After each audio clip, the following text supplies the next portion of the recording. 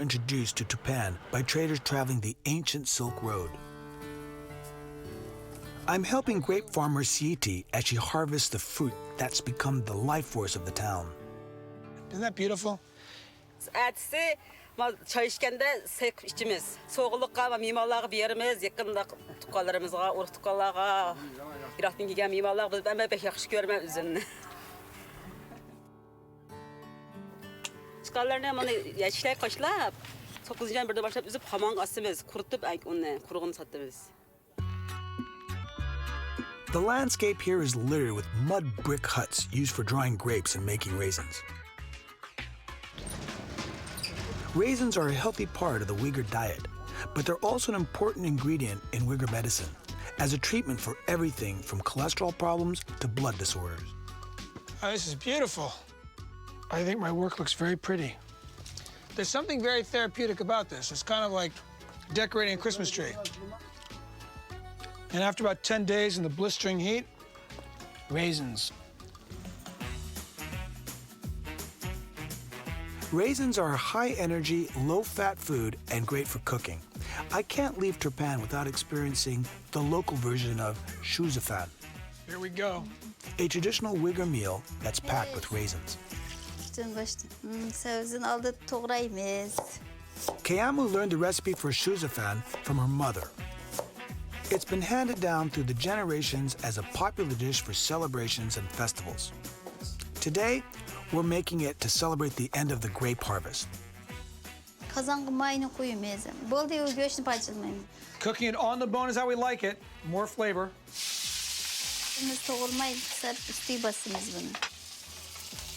It's basically rice steamed in mutton broth with carrots and raisins. Tastes good to me. Kind of like a Xinjiang version of paella or risotto. So you wonder who taught me to cook rice this way, and it's probably a little Arab influence brought from the Persians with the pilaus and the biryanis. And same kind of like similar concepts. Oh.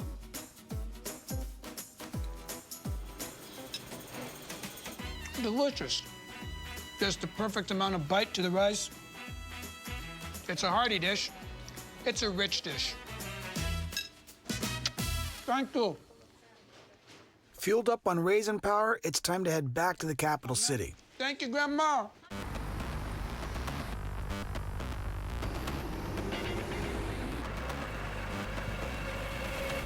I'm in Urumqi to face a high-wire challenge that will test my mind and body to the limit. To prepare myself, I'm harnessing 5,000 years of Chinese traditional medicine to make a tonic that might just give me the edge that I need. Assalamu alaikum. Wa alaikum salam. I want to improve my muscle mass, and I want concentration. My brain will work at a completely different level. 那么现在呢，我就给你配4种新疆很有名的中药。然后第一种呢就是冬虫夏草，就是这个。Cordyceps, or winter worm summer grass, is actually a caterpillar that's been infected by spores from a parasitic fungus. It sounds gross, but it's good for my nerves. So load me up. It's very accurate, huh? 还有就是这个鹿茸片。 Antler of a deer. 第3种呢就是这个新疆的沙漠人参肉苁蓉，它的药性是相辅相成的。I drink this stuff? 这个都是泡水喝也可以，直接吃下去也行，打粉吃也行呢。 This concoction better help me focus, as I'm about to perform the tightrope walking known as darwaz, one of the most dangerous sports in China.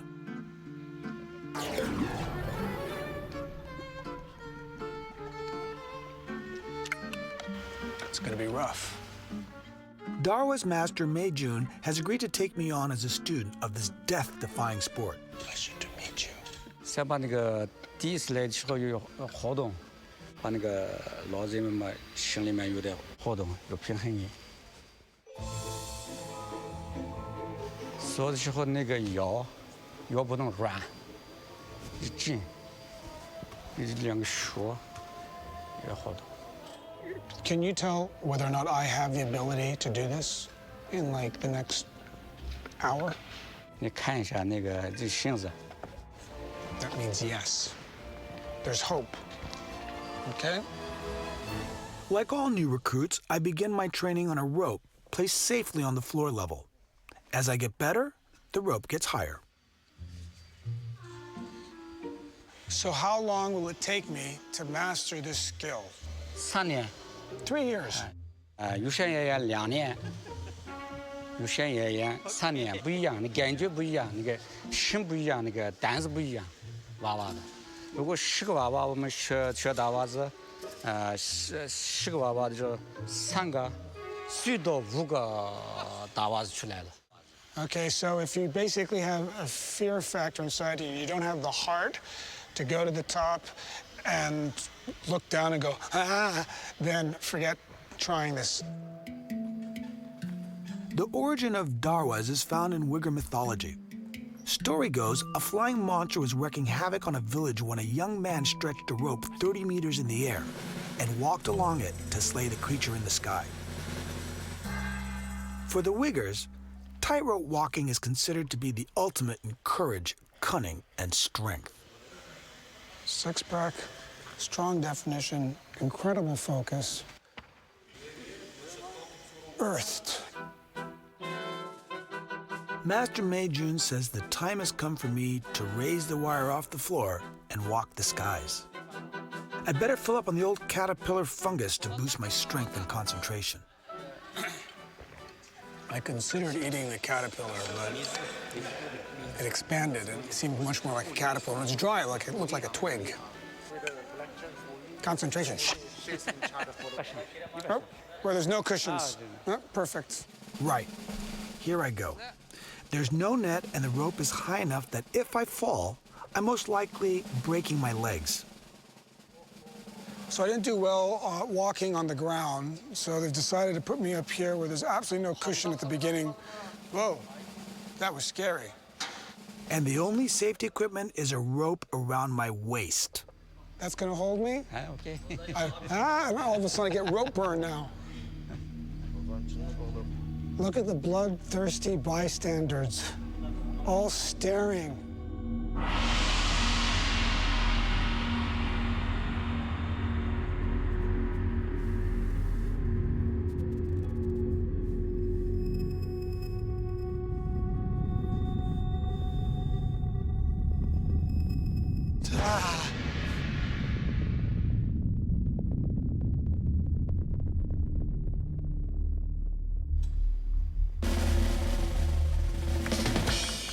Okay. Thank you. Thank you. Okay. I'll tell you what you notice immediately is your heart rate and energy level increases by just doing that. Because at one stage, it's like, I don't want to fall, and I just visualized the rope. I don't know, I don't want to sound like, you know, some whack-ball, but I felt like I was one at one stage.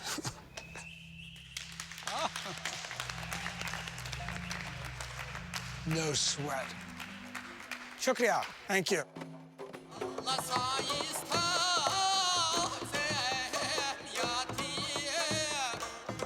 My mind and body feel stronger and more focused, but there's no time to bask in the glory of my achievements. As I'm about to step out of the frying pan and into the fire. I'm Bobby Chin, a sleep-deprived chef in the high-stakes, high-stress restaurant business. I'm determined to give my life some balance, so I'm in China on a mission to detox my mind, body, and soul. The Chinese think about health and medicine in a completely different way to the rest of the world. Here, the body is thought of as a complex superhighway of energy pathways where it's quite plausible to treat a toothache by setting fire to your elbow. In Chinese mythology, fire is considered a destructive force, and those who control it are legendary heroes.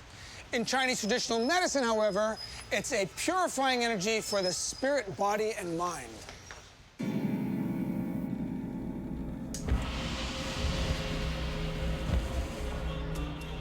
Being a professional chef means a lifetime spent working on your feet. Ni hao. How are you? And loads of top chefs end up with severe back complaints. I want to see if traditional Chinese therapies can help me with my back problems. but I can't choose between the flaming towels or the fiery cups. So how old is this treatment? 有3000年的历史了，是在古代的中国人呢，在日常的一个工作中呢，发现呢，对有一些经络做了一些穴位刺激以后，效果会非常好。然后呢，就用了这种不断演变的一个过程中，发明成了这种拔罐。The Chinese believe that pain is caused by an imbalance in the body's energy, or qi as they call it. With cupping therapy, the flame creates a vacuum in the cup, which sucks up the skin, draws the toxins out of the body, and realigns the qi. I find the idea of cupping really quite appealing, but now those big red welts, it looks very confronting. How often do I have to try to see the difference?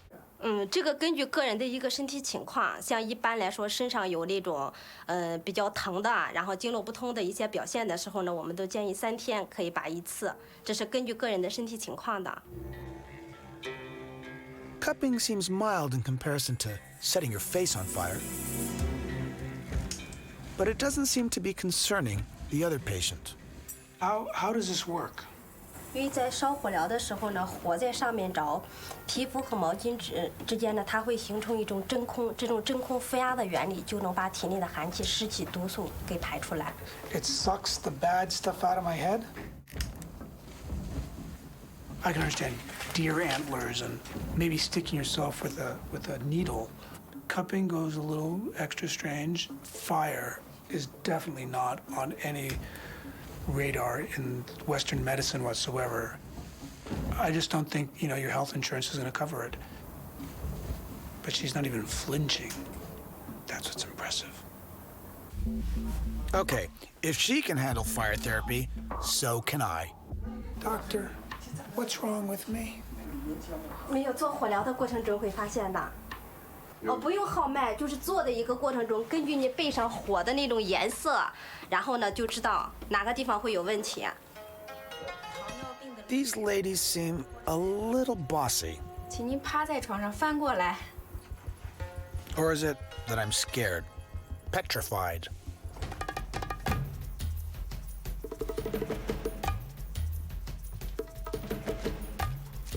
She's dousing me with alcohol.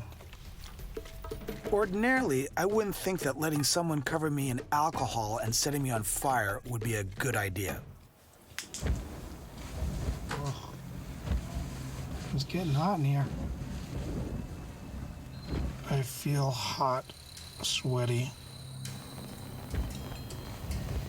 It's a very weird feeling to hear fire around your ear. I think I'm sweating like a pig. I'd probably be shy of hair after this. Because I don't think she's stopping.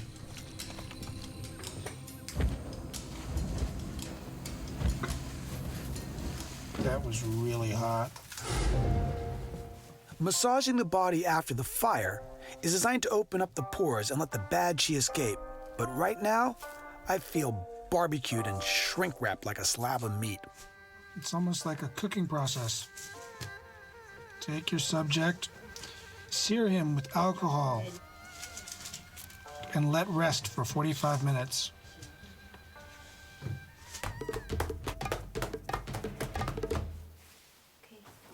I'm not sure if my back problems have been fixed, but I'm feeling pretty relaxed.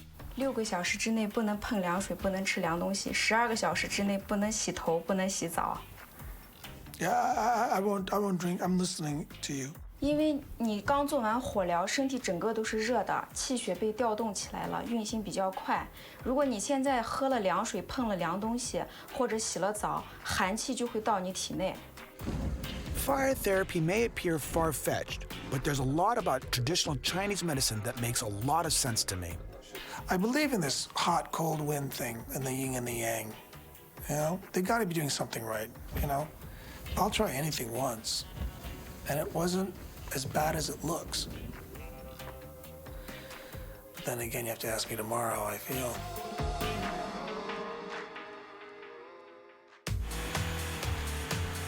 I've been seared to the bone, and I could do with a little rehydration.